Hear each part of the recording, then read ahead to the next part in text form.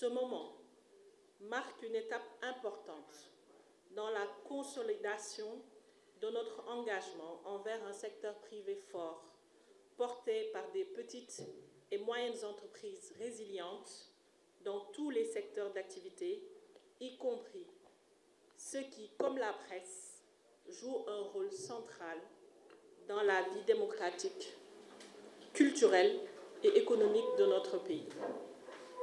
Depuis plusieurs années, et plus encore depuis la crise de la Covid-19, notre économie a été soumise à des chocs successifs, mettant à rude épreuve la résilience des entreprises. Le secteur de la presse, déjà fragilisé par des mutations structurelles profondes, a été particulièrement touché.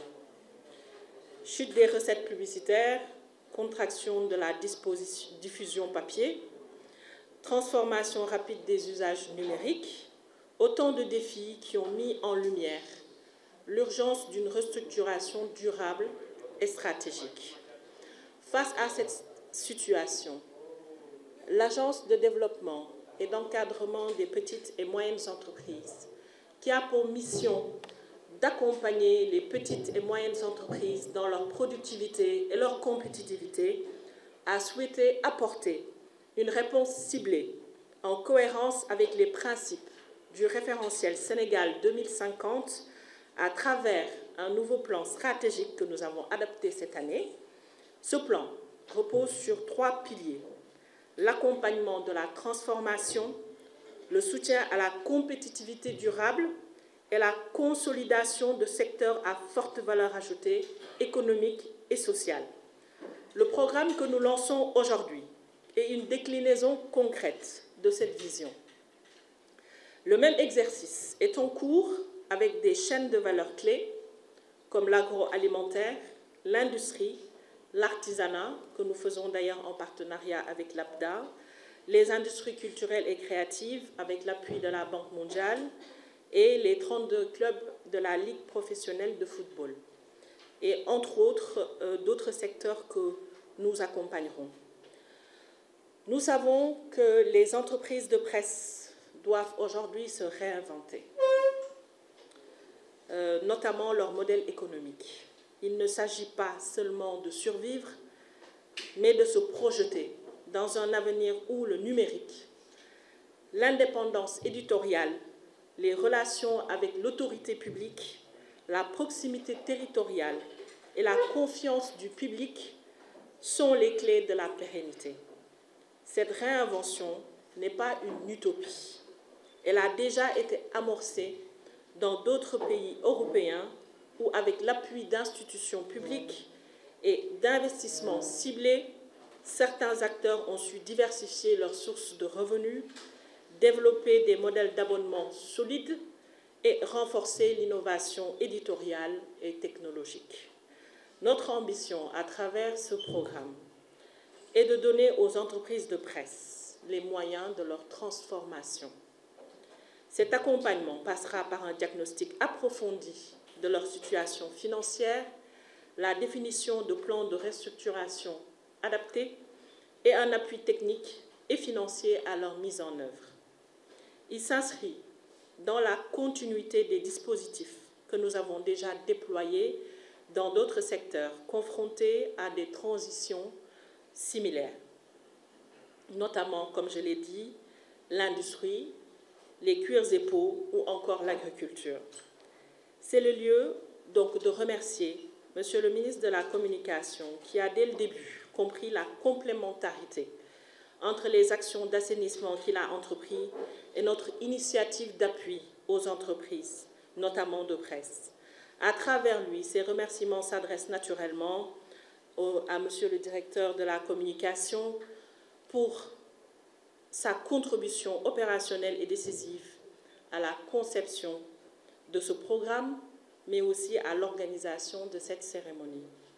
Cette activité marque, à n'en pas douter, une étape décisive vers la construction d'un parcours intégré d'accompagnement des entreprises de presse, couvrant aussi bien les dimensions métiers que que managériale. Monsieur le directeur de la communication, vous me permettrez également de rendre un hommage mérité au président Mamadou Ibra Kane. Monsieur le Président, vous avez fait montre d'un grand leadership. Vous avez d'abord ouvert la voie en testant les services de l'agence. Vous avez ensuite mobilisé vos collègues et avez très activement participé aux réflexions pour la structuration de ce programme. Merci pour cet engagement. Nous sommes convaincus que le succès de ce programme reposera sur une collaboration étroite entre tous les acteurs, le ministère, les organisations comme le CEDEPS, les entreprises elles-mêmes, bien sûr, mais aussi les partenaires techniques et financiers, dont nous remercions notamment la Banque mondiale et la BAD, qui nous permettent à travers ce programme de lancer, d'accompagner ce secteur de la presse, les experts sectoriels et les institutions publiques. Ensemble, nous pouvons construire les conditions d'une presse plus solide, plus agile et plus alignée avec les défis de l'heure. Parce que l'État a le devoir de réguler, l'État a également le devoir d'accompagner. C'est pour cette raison que l'ADPME s'engage auprès de vous pour vous accompagner dans cette transformation stratégique qui permettra à la presse d'être des entreprises viables, d'être des modèles de management durables. Je puis d'ores et déjà vous assurer donc que l'ADPME mobilisera tout son réseau de partenaires pour animer cette collaboration et favoriser un succès éclatant à ce programme. Je vous remercie pour votre présence, pour votre engagement et votre confiance. Que ce programme soit le départ, le point de départ d'une dynamique collective, ambitieuse et porteuse d'avenir pour tout le secteur. Je vous remercie.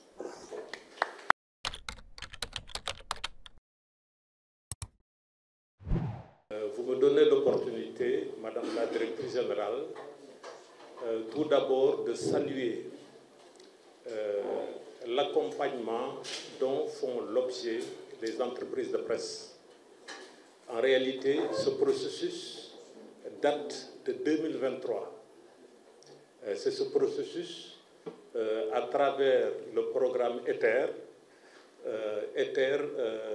donc financé par la Banque mondiale, emploi, transformation économique et relance, ETHER, et le programme PACE, programme d'appui à l'accélération industrielle, à la compétitivité et à l'emploi de la Banque africaine de développement. Donc ces deux institutions-là vous ont permis de favoriser un programme pour l'ensemble des entreprises de presse, parce que des entreprises du Sénégal, de manière générale, ce n'est pas seulement les entreprises de presse, parce que vous avez déjà encadré 5000 PME ici au Sénégal. Donc, quand le CEDEPS s'est adressé à l'ADPME en octobre 2024, vous nous avez soumis les orientations de votre programme de restructuration des entreprises de manière générale. Ce programme de restructuration comporte la sauvegarde de l'entreprise face à ses créanciers, que ce soit public ou privé, la restructuration et le développement de l'entreprise, la recherche de financement et de subventions, la digitalisation de l'entreprise de presse. Cela, compte tenu du fait que le secteur de la presse, depuis le Covid-19, a subi des mutations très profondes au point que les entreprises de presse ont perdu entre 70 à 90% de leur chiffre d'affaires. Malheureusement, au Sénégal, malgré un fonds de 1000 milliards, un fonds Covid dit de 1000 milliards de francs CFA, le secteur de la presse n'a pas été concerné. Et donc, c'est la première fois qu'en nous adressant à une institution publique, que l'ADPME a bien voulu accompagner le secteur de la presse. Cet accompagnement n'aurait pu se faire sans l'expertise, la compétence de deux experts comptables que sont Ibrahima Touré et Aline Touré. C'est grâce à ces deux experts qui se sont totalement dévoués à notre cause que nous avons pu répondre aux normes fixées par l'ADPME. C'est à ce titre-là donc que les premières entreprises de presse qui ont reçu, qui ont signé la convention avec l'ADPME ont pu remplir leurs obligations. Et ce financement de l'ADPME, ce n'est pas sous forme de subvention, c'est sous forme de subvention à hauteur de 75% et les entreprises elles-mêmes financent les 25%.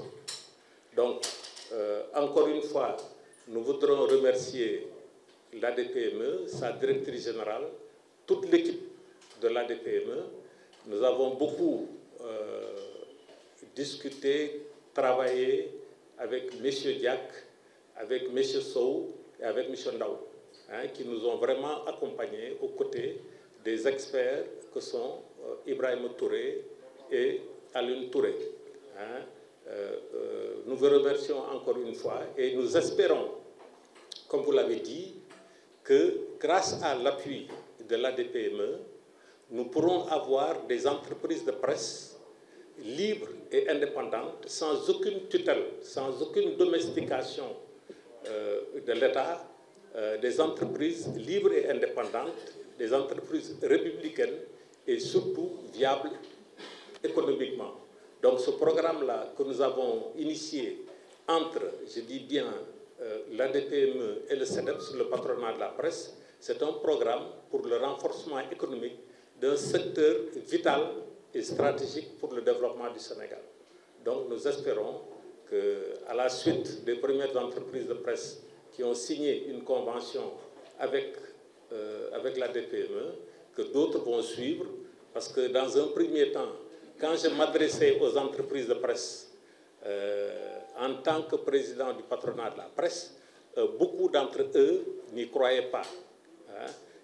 Mais nous avons estimé qu'une structure comme l'ADPME, qui aide toutes les PME du Sénégal, quel que soit leur domaine d'activité, pouvait nous aider à sortir de la crise économique dans laquelle nous sommes toujours d'ailleurs, et pour nous permettre un peu de répondre à nos obligations d'une information responsable, d'une information libre, pour permettre le développement économique et social, pour renforcer la démocratie au Sénégal.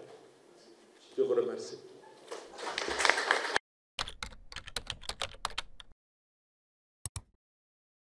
Je vais commencer par vous pour adresser les salutations que je viens délivrer au nom du ministre de la Communication, M. Alioune Sall. Madame le directeur de l'ADPME, Monsieur le président de la Commission nationale de la carte de presse, cher Dardemine, Monsieur le président du CORED, Monsieur Thior, Messieurs les présidents des associations du sectoriel, Ibrahim Ali Safai de la presse en ligne, le président du CTPAS, le directeur du Centre d'information des Nations Unies au Sénégal, Hirohiko Saiko, chers partenaires des médias. Le ministre de la Communication, des Télécommunications et du Numérique, M. Alioune Sall, m'envoie ici délivrer deux mots. Des mots de remerciement et des mots d'encouragement. Remerciement à l'endroit de notre sœur, Marie-Rose, qui effectivement à l'entame de cette initiative, qui découle bien entendu de la vision stratégique du chef de l'État, retracée dans l'agenda national de transformation avec une vision de transformation structurelle à travers l'ensemble des programmes sectoriels. Changement structurel qu'il a rappelé lors de la première correspondance adressée aux différents patrons de presse et qu'il a réitéré, les appelant à un dialogue rénové. Ce qui veut dire que l'approche d'accompagnement, de collaboration des politiques globales de l'État et de ses démembrements entières, coordonnées par le ministère de la Communication, des Télécommunications et du Numérique vis-à-vis des médias, certainement va changer et est en train de changer. Et aujourd'hui consacre cette phase 1. Et c'est pour cela que je ne vais cesser de remercier Marie-Rose qui, dès le début du processus, dans la discrétion que requiert la compétence et le devoir de réserve de la fonction qu'elle occupe, n'a cessé de venir vers nous, d'échanger sur la structuration, de prendre en considération les orientations du ministre et d'accepter également que cette journée se fasse le 3 mai. Notre rôle de ministère était également de rester effacé, car, comme je l'ai affirmé hier, nous n'avons aucune expertise sur la gestion d'entreprise. Ce n'est pas notre mission. Et c'est à cet effet que le bras technique créé par l'État, pour cela, l'ADPME, a légitimement porté ce projet. Je rappelle qu'il y a aujourd'hui 2 faits historiques. Il y a le premier rapport de l'histoire du Sénégal sur les médias, publié hier, et il y a en effet de l'histoire de l'ADPME, cette toute première initiative d'appui allant vers les médias. Cela est certainement une marque de considération du gouvernement envers les médias et de la volonté d'accroître l'appui financier structurant et structuré envers les médias. Je rappelle que le devoir et l'obligation de rigueur et de transparence dans la gestion des deniers publics que nous nous imposons, c'est ce même devoir auquel nous invitons l'ensemble des acteurs de l'ensemble des écosystèmes de ce pays. Lorsque les Sénégalais, par l'effort qu'ils font, contribuent à travers leurs deniers au budget de l'État, qui est réorienté et ventilé vers un secteur vital pour la démocratie, consacré par la liberté de la presse, il est essentiel que nous, comme les patrons de presse, puissions autant que faire que possible avoir une gestion aussi rigoureuse que possible de ces deniers, afin, tout simplement, que l'objectif stratégique voulu d'une presse totalement libre vis-à-vis de toute dépendance financière puisse se consacrer à travers une indépendance médiatique responsable et assumée. Et certainement, Hiro ne me démentira pas, c'est cela qui consacre l'intégrité de l'information. Vous verrez donc que l'ensemble de ces points sont interconnectés. Le dernier point sur lequel je voudrais m'arrêter, c'est que ceci est non seulement une phase 1, mais c'est un projet pilote. Ça veut dire que d'ici les 5-6 mois à venir dans sa mise en œuvre, si dans les 2 premiers mois, nous voyons que les résultats escomptés peuvent aider effectivement à rendre les entreprises plus viables, à les outiller vis-à-vis de capacités de gestion financière, à leur permettre d'être des entreprises lucratives qui peuvent assumer leurs responsabilités sociales vis-à-vis de leurs employés, mais aussi leurs responsabilités publiques vis-à-vis des citoyens et de leurs deniers et de l'État, alors nous allons le mettre à l'échelle. Cette mise à l'échelle, la réflexion a déjà commencé lors de la dernière séance de travail que nous avons eue pour que l'ADPME puisse intégrer le conseil de gestion du FADP. FADP qui, je le rappelle, lors des derniers arbitrages budgétaires, devra passer de 1,9 milliard à 2,7 milliards. Et que cette même ADPME rejoigne le conseil de gestion du Fonds d'appui pour la distribution et la production audiovisuelle créé par le chef de l'État à travers l'arrêté pris par le ministre de tutelle Alioune Sall portant réévaluation des redevances. Très certainement, vous me direz qu'un État qui accepte de créer une enveloppe financière additionnelle à travers le bras technique de la viabilité des entreprises, de créer un fonds de départ de 2 milliards pour la production audiovisuelle et de presque doubler le fonds de l'appui au développement de la presse, n'est pas un État qui ne souhaite pas le développement de ces entreprises de presse. Et je me rappelle le premier jour où j'étais venu voir Mahmoud Ibra Kane dans ses locaux. À l'époque, j'étais un fonctionnaire à Londres des Nations Unies avec Miguel Barrault. Toutes nos discussions avaient porté autour de cela. Comment les patrons de presse peuvent nous aider dans l'écosystème à être une force de proposition pour poser sur la table des solutions concrètes aux problématiques. Et c'est vers cela que nous voulons aller. Une collaboration saine, une collaboration transparente, un écosystème avec une cartographie claire et nette des acteurs qui peuvent légitimement bénéficier des avantages que la loi leur consacre et en conséquence de cause, si nous leur demandons rendre compte de l'utilisation des deniers qui leur sont consacrés. C'est à ces mots que je vais devoir rendre le micro et la parole pour ne pas faire tirer en longueur cette cérémonie et féliciter l'ensemble des acteurs des médias du travail remarquable qui est abattu. Féliciter également le président du CEDEPS pour le travail qu'il est en train d'essayer de faire. Ce n'est pas très facile et c'est le deuxième mot que j'étais venu lancer. Nous encourager tous autant que nous sommes, car nous sommes dans un secteur où les incompréhensions peuvent facilement prendre le dessus. Mais avec un peu de recul et beaucoup de responsabilité, nous pouvons procéder à de grandes réalisations pour nous-mêmes, pour notre nation et pour la postérité. Je vous remercie.